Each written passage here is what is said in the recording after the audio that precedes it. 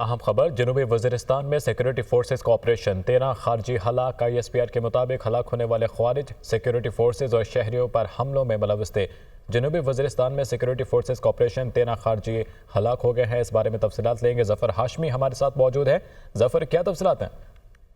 جی، ISPR کے مطابق 24 اور 25 کی درمیانی رات کو سیکورٹی فورسز نے جنوبی وزیرستان کے ضلع سروغا میں وہ خوارج کی موجودگی کی اطلاع پر انٹیلیجنس بیسڈ آپریشن کیا اور اس آپریشن کے دوران بڑی کامیابی حاصل کی اور اس میں 13 خوارج ان کو واصل جہنم کر دیا گیا اس آپریشن کے نتیجے میں، اور آپریشن کے دوران دونوں جانب سے فائرنگ کا شدید تبادلہ بھی ہوا۔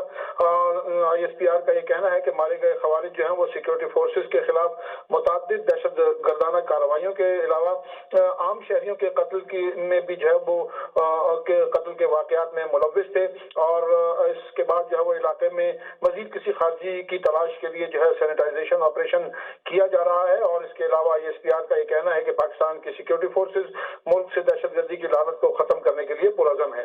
ٹھیک ہے ظفر ہاشمی، بہت شکریہ آپ کا۔